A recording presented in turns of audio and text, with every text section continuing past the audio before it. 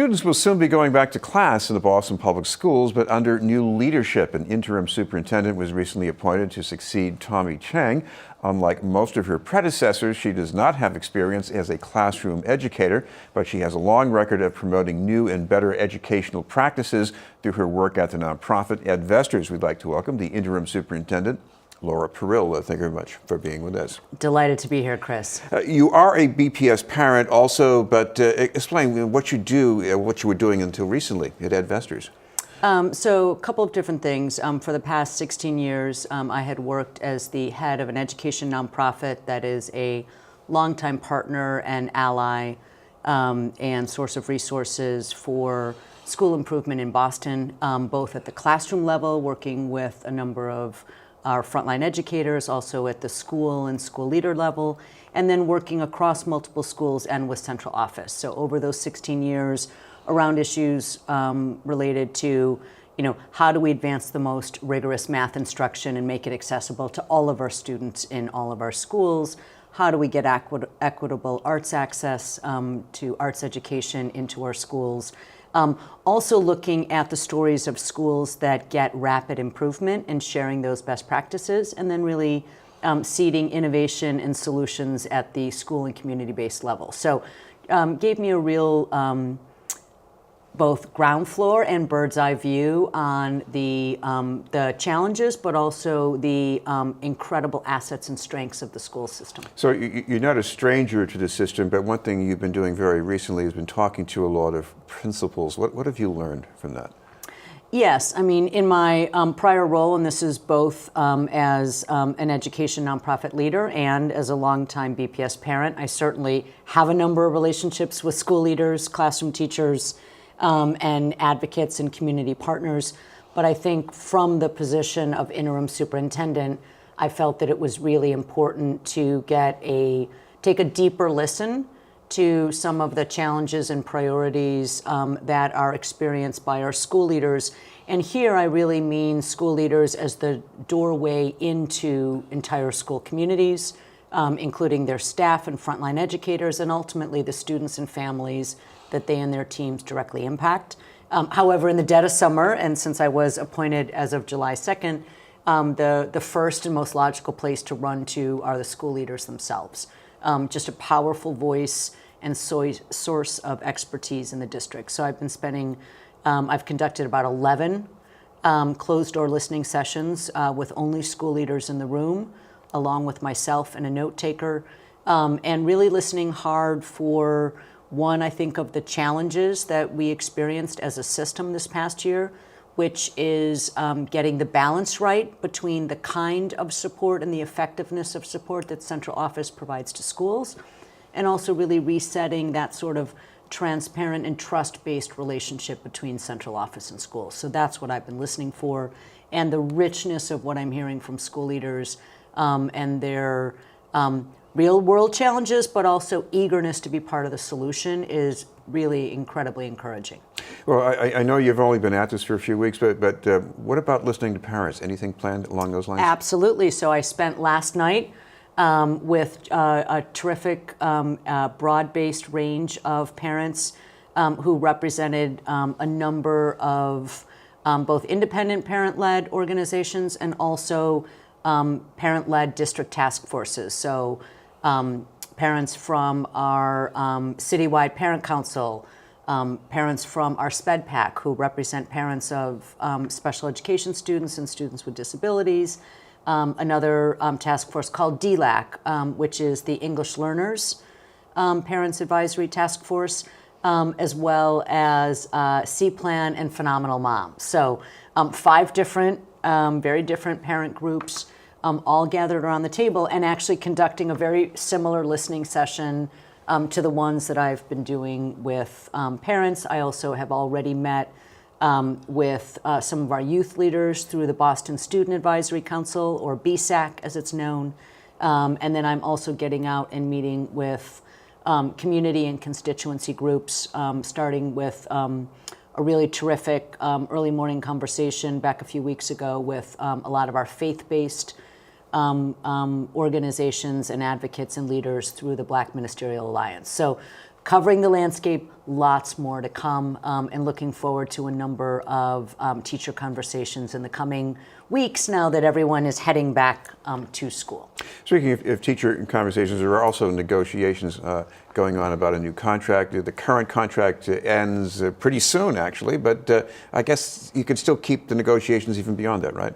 Absolutely, and I think there's a really important and ongoing conversation that we are having with our labor partners at the Boston Teachers Union around really shared goals and interests and a lot of shared values when it comes to supporting our schools effectively. So those conversations are ongoing, and it is not uncommon for those conversations to continue after the technical deadline. So I think we have a robust schedule of ongoing conversations as we both strive toward a mutual goal of getting the right agreement in place that meets the needs of all of our workers and, most importantly, also meets the needs of students and families. This has been on News, and we're talking with the interim superintendent of the Boston Public Schools, Laura Perille.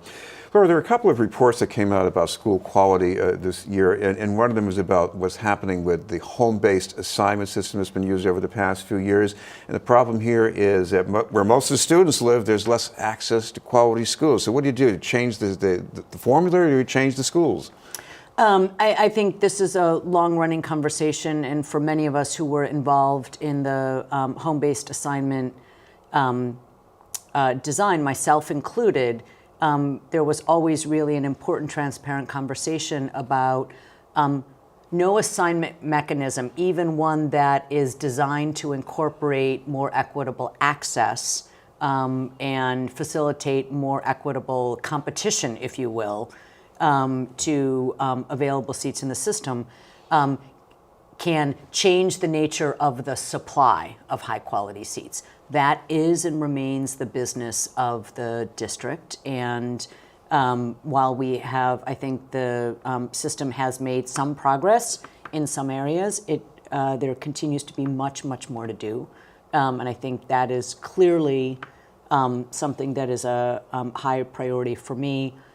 Certainly for the school committee and the mayor, and really the commitment of both central office and school leaders to continue to do the work we know is necessary to ensure that many more students and families have choices to those options.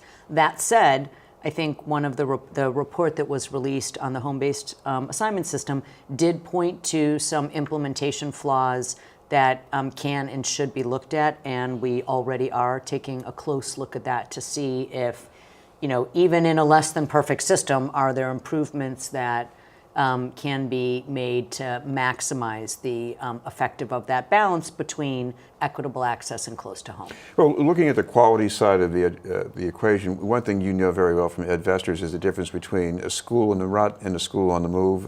Take the Mildred Avenue School for me. Why is that a school on the move? Well, I think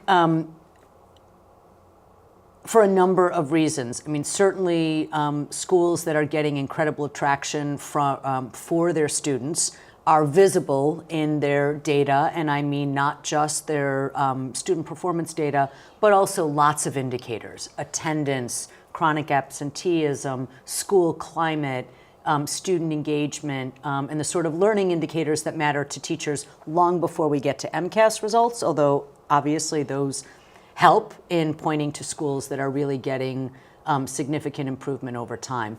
What was great and is great about the Mildred Ave story sort of harkens back to the same theme that's present in our current labor management negotiations with the union, is that used a really unique tool within our existing BTU contract that allowed for a teacher-led turnaround to be driven by voices and experienced educators from within the school, supported by other educators, as well as the district.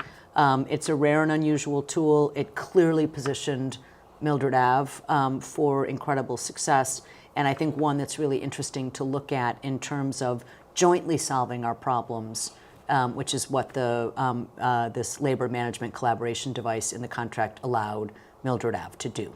I know there was another report about trying to improve performance in high schools. You had the whole hours change that was considered last year. So among all of those things in the mix, what's your priority, at least in the short term? A couple things. I mean, there is no question that the overall quality of our schools, based on what we were just talking about, and the specific challenges in our high schools to meet the needs of all of our learners, to do it faster, to do it more nimbly, and to meet a broader range of student needs must be an urgent priority of the district, and it certainly is for me. I think within that, the complicated conversations about things like start times, that was, both a complicated topic, but also rolled out in a very difficult and problematic way that I think stepped on the nature of the conversation. I think that is not a top priority for re-engaging because, quite frankly, that complication got in the way of some of the really large and even larger and important topics. For example, the shape and future of our district as represented by Build BPS, and sort of how our schools are configured, where they're located, what our buildings look like. Start times is a piece of that, but the real conversation is Build BPS, and quite frankly, Build BPS also relates to how our schools are configured, and quite frankly, specifically our high schools. So I see high school improvement is not solely about facilities and where they're located, but it is also not disconnected. And so I think continuing to push on school improvement with an eye on high schools in particular, but re-engaging this long-stalled conversation around Build BPS and the future shape of our district, that has to happen even in this interim period. That conversation can at least be started in a transparent and deliberate way, even if it gets finished after. But we've been waiting for a while, and I think the messages I'm hearing as well from the school committee and the mayor is that we can't wait any longer, and so we are really looking to re-engage that conversation in a thoughtful way beginning this fall. And turning to the very, very short term, you have something online that parents should check out for the beginning of the school year? Absolutely. So thank you for reminding me. It is just a couple of weeks before the opening of the school year, so school starts for all students first grade and up on Thursday, September 6th, and then our kindergartners come back on Tuesday, September 11th this year. A bit of a change that it's the Tuesday, not the Wednesday. And so we have an entire website developed, devoted to back to school, which is bostonpublicsschools.org/back to school. You can see all kinds of good things there. Thank you very much for being with us. My pleasure. Thank you, Chris. Interim Superintendent of the Boston Public Schools, Laura Perille. In a moment, hitting the road to health and history in Roxbury, but first, this message.